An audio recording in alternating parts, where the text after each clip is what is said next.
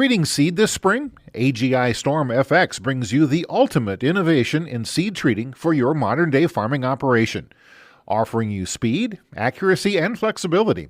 With a simplified design, gentle handling, and precise performance, you can choose to pre-treat or treat your seed just in time. This season, choose the AGI Storm FX seed treater to keep you on schedule and ahead of the curve. Visit aggrowth.com for more information or to find your nearest dealer.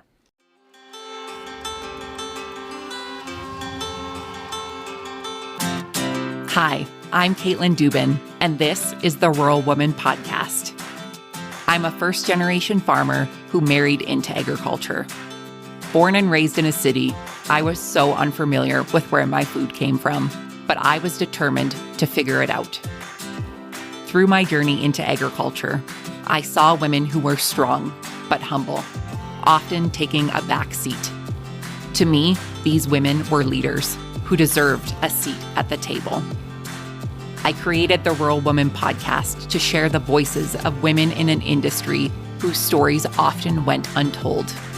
The rural entrepreneurs who live and breathe their work, full of grit and pride.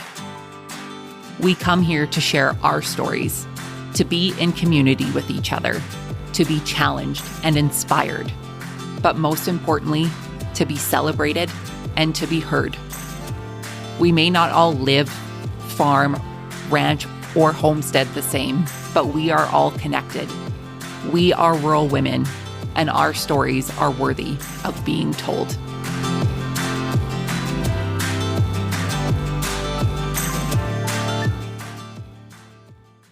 Hey everyone, welcome to this week's special episode of the Rural Woman Podcast. We are featuring podcasts from the Positively Farming Media Podcast Network. And today we are featuring my interview from the Just Grow Something podcast hosted by Karen Velez, where we chatted all about my journey into gardening. You may remember Karen from episode 135 of the Rural Woman Podcast. Karen and I also recorded a bonus episode for my patrons about how to start your own CSA, where we deep dive into everything that you need to know if you've ever been interested or considered starting your own CSA. To hear that bonus episode, as well as all of the other bonus content, plus my solo podcast, Maybe You Can Relate, you can head on over to patreon.com/The Rural Woman Podcast to join us at tier 10 or higher to get all of the bonus goodness. Without further ado, my friends, let's get to this week's special episode of the Just Grow Something podcast.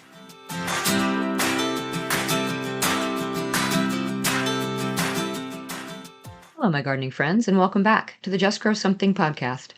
On Tuesday, we talked all about expanding your gardens, and today I'm talking with my new friend, Caitlin Dubin from the Rural Woman podcast. Caitlin had never gardened before moving to her husband's family farm in rural Alberta, and she had never intended to garden even after moving. But after embracing the rural lifestyle, Caitlin dove into growing her own food, beginning with a few pots of lettuce on her front steps, and ending with a spaghetti squash monster and a new love for gardening. Caitlin expanded her garden in 2021, and we talked all about modifying expectations, the importance of knowing how to grow your own food even if you don't have to, gardening as a way to clear your head, and so much more. I know you will enjoy this conversation and come away with a great feeling about expanding your own garden too. Let's dig in.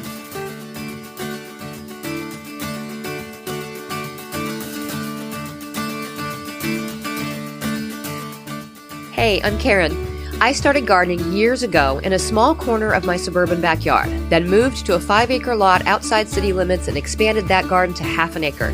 What started as a way to provide for my family turned into a love for digging in the dirt and providing for others. Slowly, my husband and I built our small homestead into a 40-acre market farm through lots of trial and error and successes and failures. Eventually, I went back to school to get my degree in horticulture, and along the way, I discovered there is power in food. So I want to share everything I've learned with as many people as possible. This podcast is all about helping you become a better gardener and a better eater. Whether you're a seasoned gardener or have never grown a thing in your life, I want to give you the knowledge you need to get the biggest and best harvest you can. So settle in, grab that garden journal, and get ready to just grow something. Caitlin, thank you so much for agreeing to come on the Just Grow Something podcast. I'm so excited to have you here. I am completely fangirling right now because this is my favorite gardening podcast. So you are a grain farmer in Alberta, Canada. You are a farm wife. You are the host of the Rural Woman podcast, a podcast that I listen to, so I get to fangirl at the same time. I encourage my listeners to listen to. You share the stories of women involved in all parts of agriculture, farming, ranching, homesteading, agribusinesses, but you did not grow up a rural woman. You married into the rural farm life, right? I sure did. Yeah, I refer to myself as a first generation farmer. So did you grow up in suburban areas or more urban areas? I grew up in what we would call like a mid-sized city in Alberta. So I think we're in third place for third biggest city in Alberta. So there's about 100,000 people now, but I was born and raised in Southern Alberta, and we are surrounded by agriculture, and I knew nothing about the industry. So did you ever have or grow a vegetable garden when you were younger, when you were growing up, when you weren't living in a rural area? Can I tell you a story that my mom Absolutely. really loves talking about? Okay. So I don't even remember how old I was. I remember, and it's funny because when my mom tells the story and my dad tells the story, they're two different stories. But she had said that she wanted to grow a garden in the backyard. So my dad got the rototiller out and like made her a bed in the grass and all of these things to make, vegetables, grow vegetables. Sure. Yeah. So, and I, Karen, I don't even remember what was in there, but this story is told many times, even to this day, that I went back there and I was freaking out because I was like, Mom, there is a pickle in the garden. Like I was so excited. And then that's when she let me know that cucumbers are, pickled into pickles. So yeah, that was the embarrassing story that she still loves telling to this day. So that was honestly my exposure to growing food and really not knowing where it came from. And looking back now, like just my lack of knowledge, I thought food came from a grocery store. You're not alone though. I mean, that I have a lot of kids, especially the pickle thing. Don't feel bad or embarrassed because I have a ton of kids that come to the farmer's market stand and we sell the little pickling cucumbers just in pints for people to take and snack on. And if they want more to actually make pickles out of, they can buy them in bulk. But the kids inevitably, Mom, look, pickles. And the mom's, no, it's not a pickle yet. They have that same conversation. But yeah, we had read at one point, there was an article that we'd read about when they were asking kids, where does this come from? Where does that come from? They asked them where eggs came from. And it was, well, at the back of the grocery store. That comes from the refrigerated section. It wasn't that it came from a chicken, I mean, the same thing, people find out that peanuts, grow underground and not from a tree or, all these different things. And you don't know a lot of that if you've never been exposed to it. Mm-hmm. So you got married, you end up, on this rural farm and you are introduced to the farm life. And you decided to start your own garden. What made you decide to start gardening? It's really interesting because I can remember having conversations on my wedding day from folks on Justin, my husband's side of the family, and like family friends and everything. Oh, you must be so excited to have all of this space to grow a garden, because previously my husband's grandmother, Baba, his Ukrainian Baba, had the most elaborate garden out here. And even in her city yard where, I had been to and I had seen, her entire backyard is a garden. There's no grass back there. It is all soil, and that's all she did. She grew food. And I looked at all of this and I was like, oh, hell no. Like, I'm not doing that. What are you talking about? Like, I have other things to do.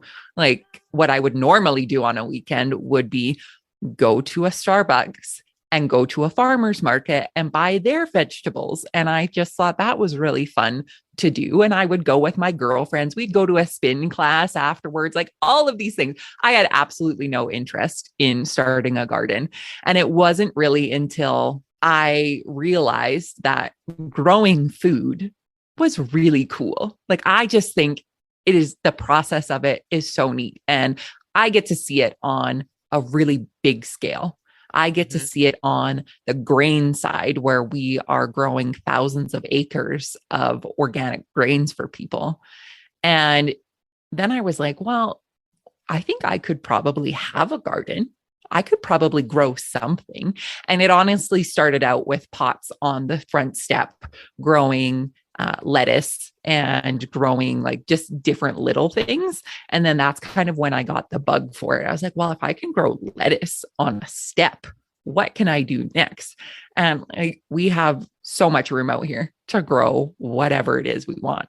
But I think I was really naive to the fact of what it actually takes to grow a successful garden, as in, you can eat food from it afterwards. So I have definitely gone through like the multiple stages of gardening, whether that was from in a pot on the step to I'm going to build beautiful garden boxes with trellises and all of these things, to now I'm trying to convince my husband that he should let me have a rototiller because I can make it even bigger. Wow. It's kind of an addiction. Like, once you start growing things, it's like, what else can I grow now? Absolutely. So you started with the pots, and then you moved to raised beds? Yes. Yeah. Raised beds. And that was what, 2020? Was that your first like actual garden? 2020 was when I was going to give it the good old college try. Like, with everyone else in the world of, pandemic life, we're going to grow a garden. That is honestly when I really got into it.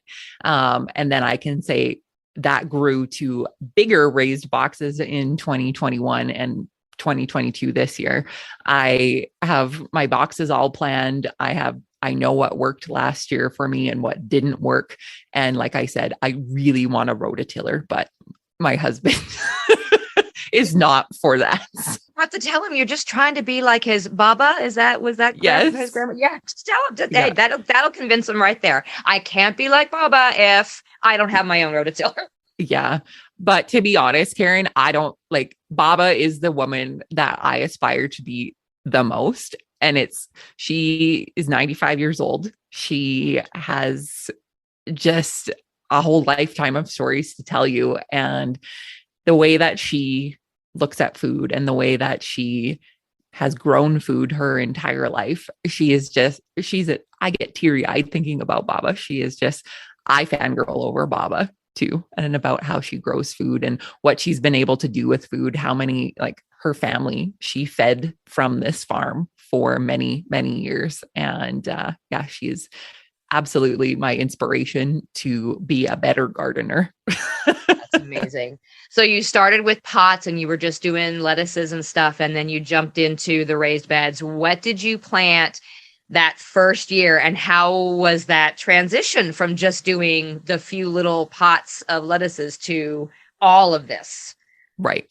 It was overwhelming, and I definitely took off more than I could chew when it came to growing things and growing so many different things. And it's been really interesting to realize how much water things need. And the manual labor if you don't have systems in place and all of these things. And, it's really interesting. My mother has the most beautiful yard. She could be in better homes and gardens. Like, she just has beautiful perennial plants, and she buys annuals every year. She spends so much time and effort in her yard. And for a really long time, I thought that's what I had to do. Mm. And that's what I had to do out here.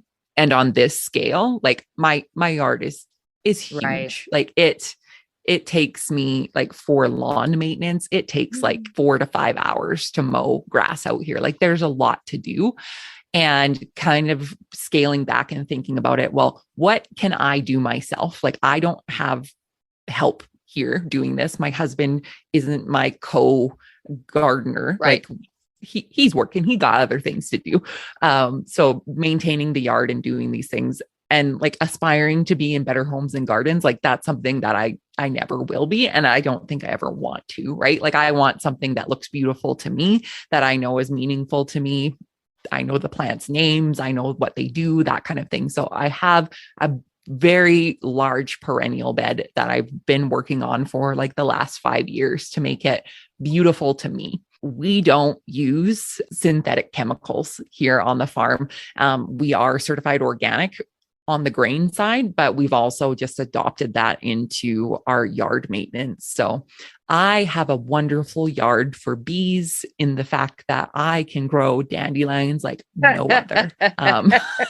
When we think about things like for people who don't live in a rural setting or haven't grown up this way, I always think about it in the terms like you don't know what you don't know. Some advice that my lovely mother had given me, well, if you just go out every morning with a 5-gallon bucket and a dandelion digger, like your dandelions will be gone eventually. I'm like, are you crazy?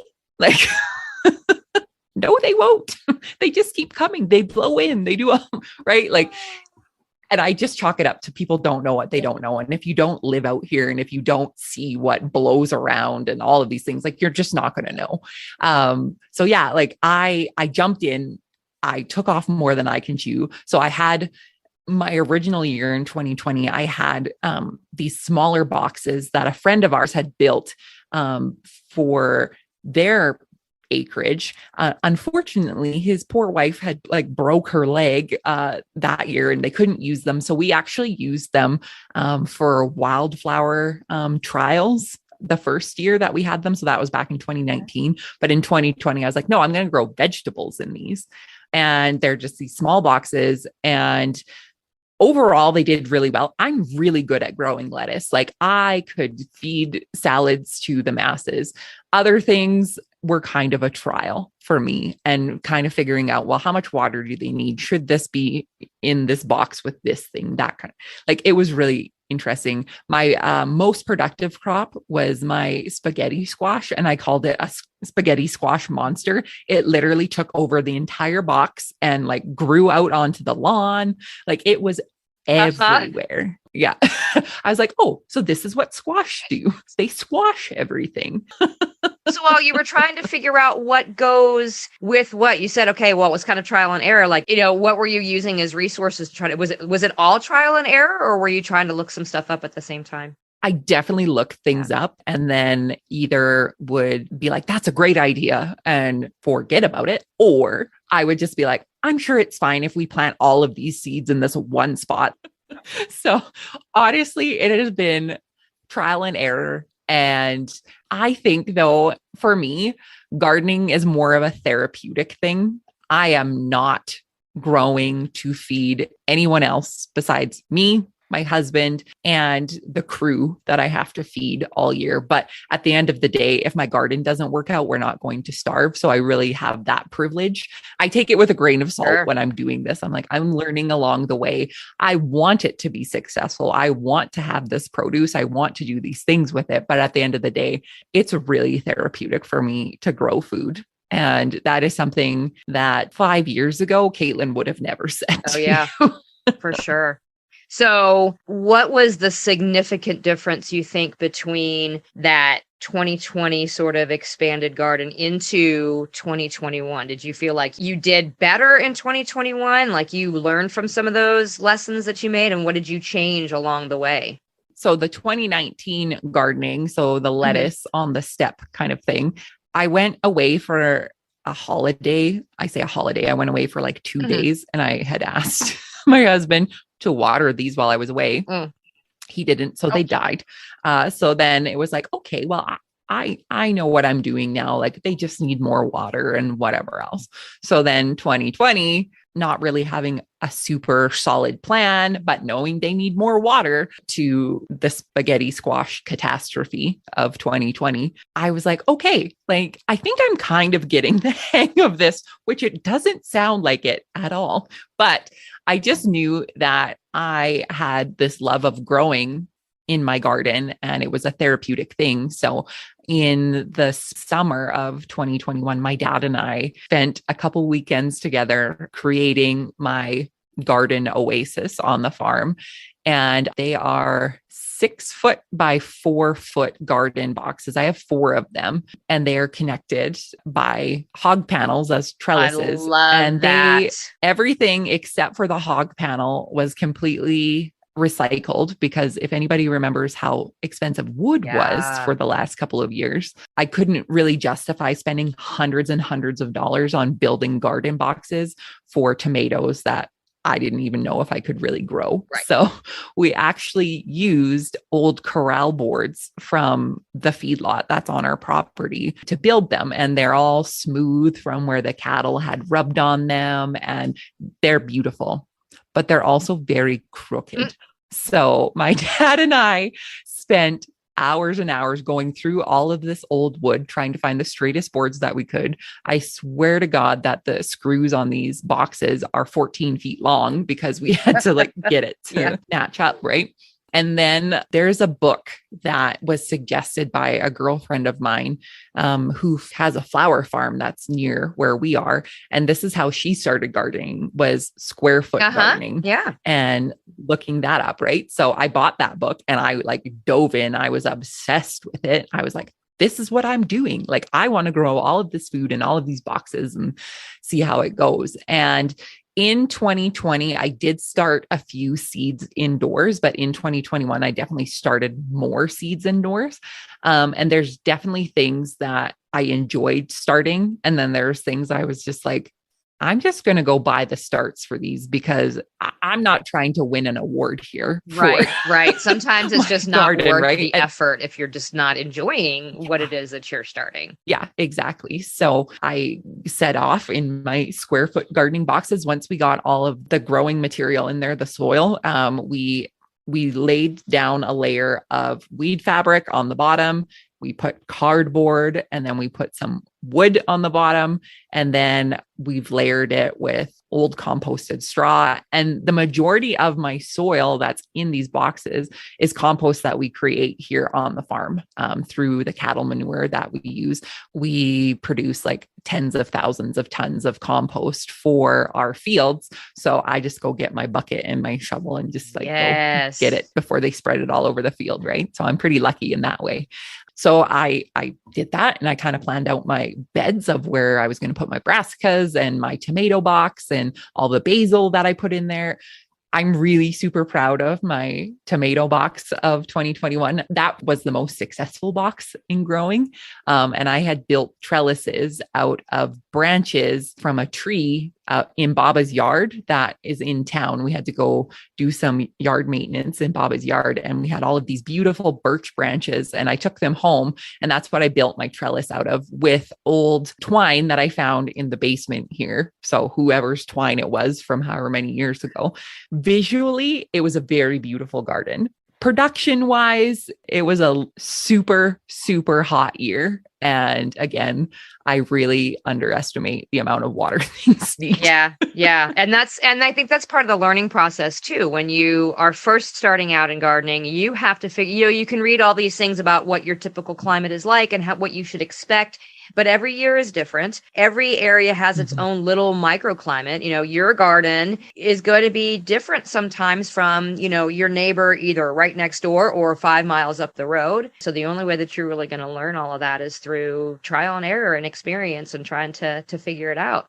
Are you hand watering, or did you run drip lines or irrigation of any kind into your garden? It was all hand watering for me this year. But one of my asks of my husband for this winter project was to figure out how we're going to get some drip line over there and do it that way. Between watering like my perennial garden and the garden boxes themselves, like in theory, it shouldn't take that long. But when it was that hot, hauling water anywhere is a pain in the butt.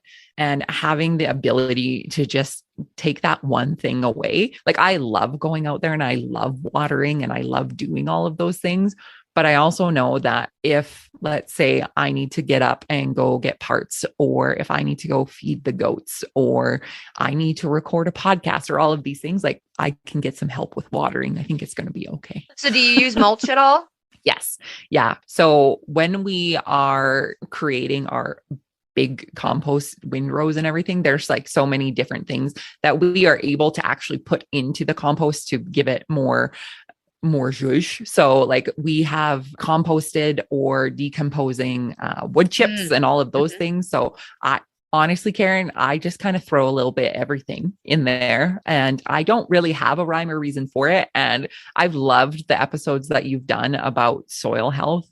And I have to say, I am not great when it comes to soil health, and I'm really not interested in it. If I can share a quick story of why. When we got married, it was just never my intention to be a member of the farm, like of a working member. Like, I had a job in the city. I had a salary, I had a pension, I had all of these things. That was my goal. I was just going to, like, this is where I was going to come and see my farmer husband. And, didn't work out that way for me. I know there's lots of people who have, city jobs versus like being on the farm and things. And it was really overwhelming, the amount of change that I went through. And when I got here, my first summer here, I really fell in love with working here and all of the things. So when I did, jump in with my boots on saying, I'm going to be a farmer and all of the things, my husband really wanted me to kind of learn a bit of everything. And in the winter, had access to an amazing soil health program that was step-by-step, module by module, like learning the basics of soil health. And I was like, I could probably do this. The first like module to module and a half, I was like, okay, I think I understand this. I like recognize some words that they're trying to teach me. And then after that, Karen, it was just like in one ear and out the other. I have like no recollection of anything.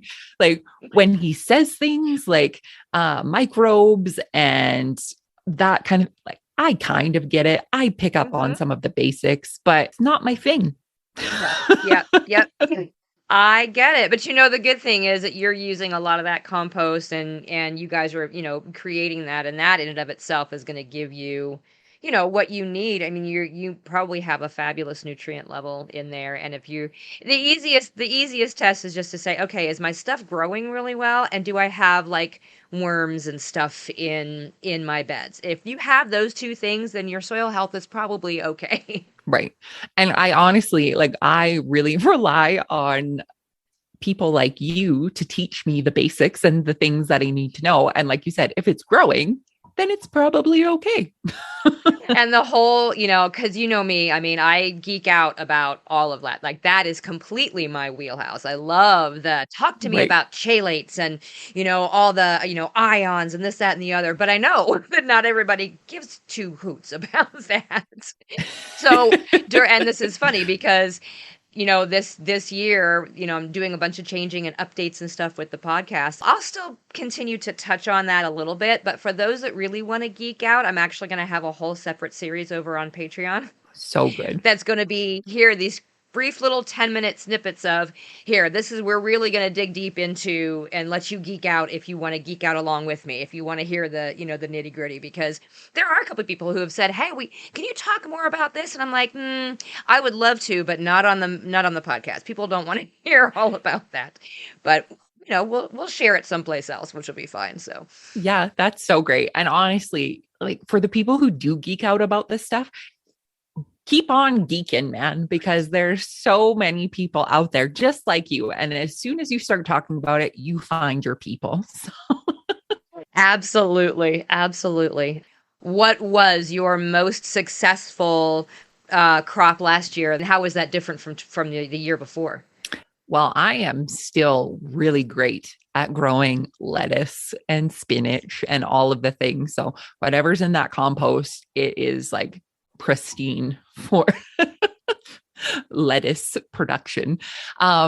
Tomatoes, they were pretty good. Like I had lots of tomatoes. I saw pictures of your tomatoes and your trellises. They were so cute. Lots of them didn't turn red on the vine, which was a pain in the butt for me because our frost seemed quite early. But again, we live in a climate that, it could be snowing in August sometimes, and you just never know. It is just, it's really wild. So I had a lot of green tomatoes that either, had to ripen in the basement and all of those things. I'm trying to think.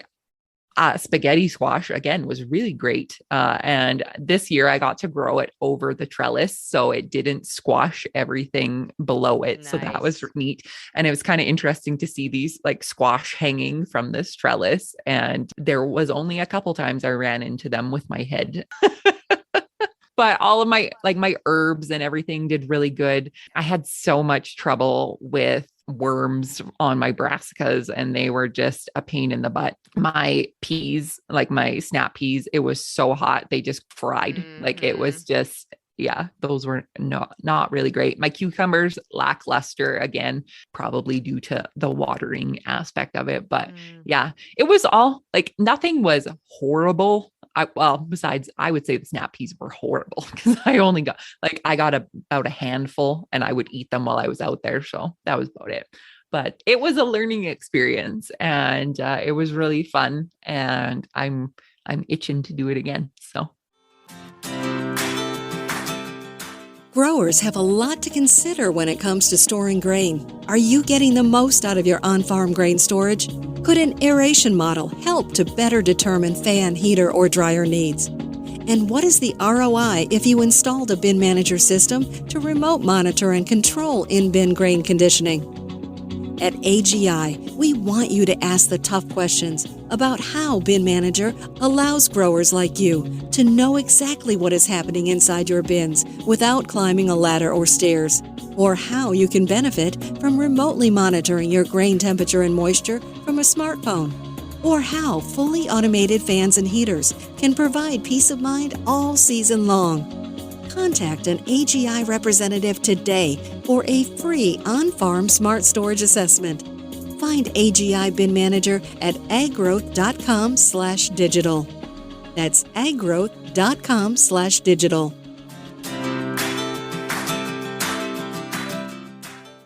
Do you keep a garden journal of any kind to kind of keep notes from season to season? Yeah, I do. Especially because I'm terrible at thinking I'll remember this, and I never do.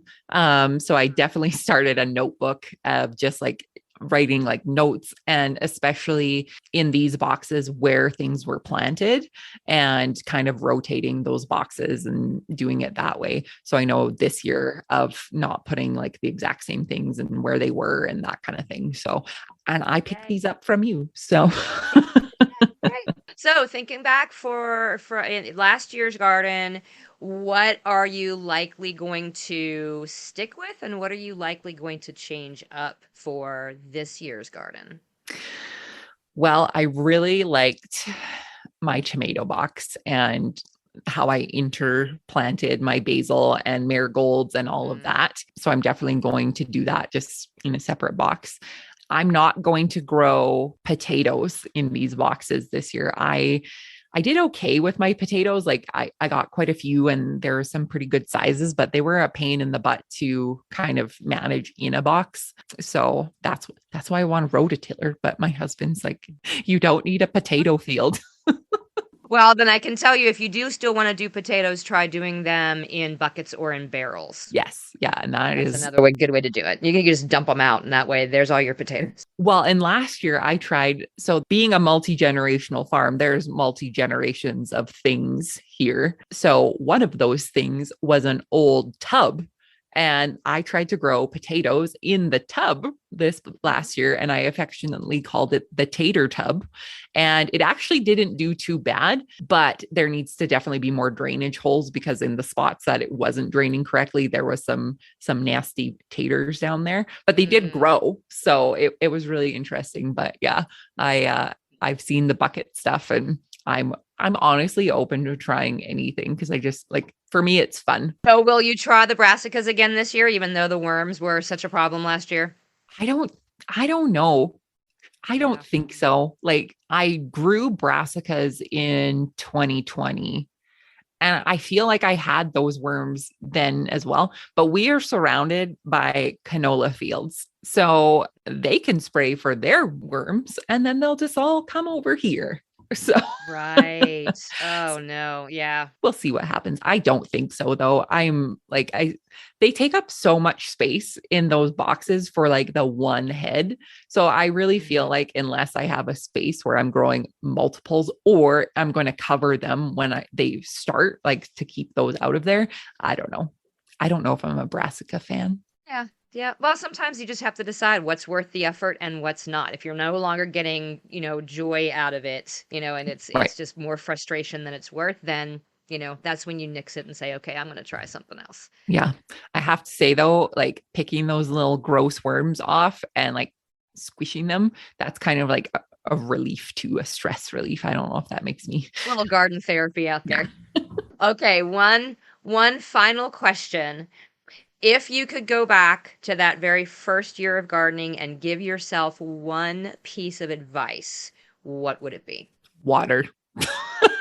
More water. Have a better watering system. But honestly, like my real piece of advice to like first gardening, Caitlin, like don't bite off more than you can chew and do it with curiosity and find out what works for you and find out what you like doing and grow from there, literally and figuratively.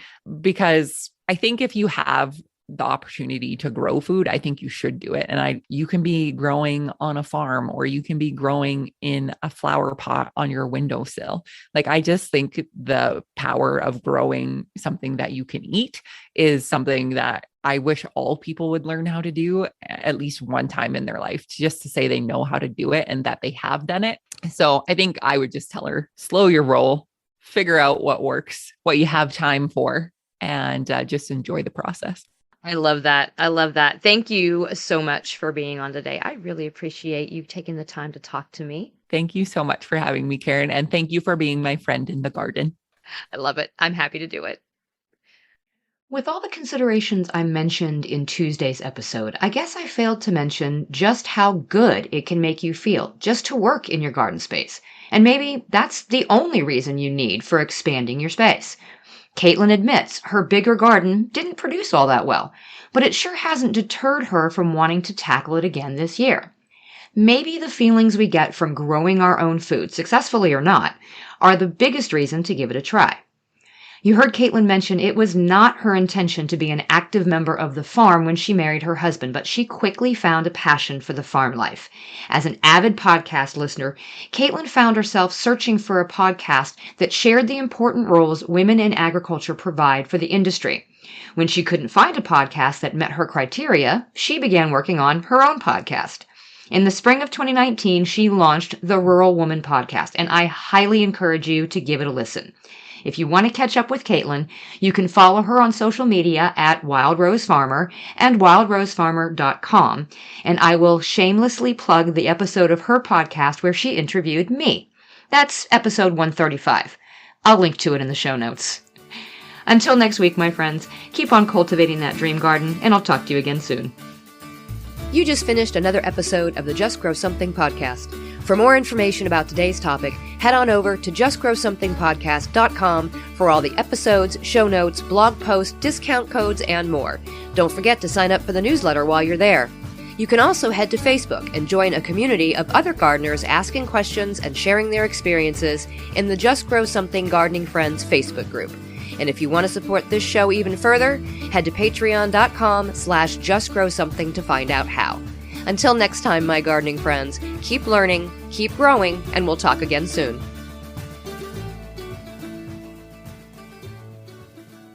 Hey everyone, I hope you enjoyed this week's from the members of the Positively Farming Media Podcast Network. If you would like to learn more about the network as well as the podcast mastermind, you can head on over to positivelyfarmingmedia.com to learn more and to join us.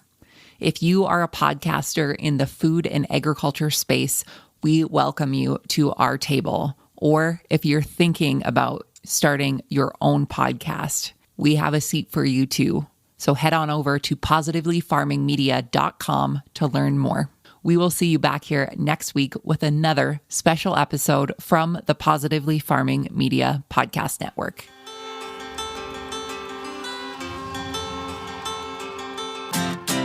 Thanks for listening to the Rural Woman Podcast, a proud member of the Positively Farming Media Podcast Network. The Rural Woman Podcast is more than just a podcast. We are a community. A huge thank you to the Rural Woman Podcast team, audio editor Max Hofer, and admin support from Kim & Co. Online. A special thanks to our Patreon executive producers, Sarah Riedner from Happiness by the Acre and Carrie Munven from Laystone Farms. To learn how you can become a Patreon executive producer or other ways to financially support the show, head on over to wildrosefarmer.com to learn more. Be sure to hit the follow or subscribe button wherever you listen to the podcast to get the latest episodes directly on your playlist. And if you are loving the show, please be sure to leave a rating and review on Apple Podcast or any other platform that accepts ratings and reviews. You can connect with us on social media at The Rural Woman Podcast and with me at Wild Rose Farmer. One of the best ways you can support the show is by sharing it. Send this episode to a friend or share on your social media. Let's strengthen and amplify the voices of women in agriculture together. Until next time, my friend, keep sharing your story.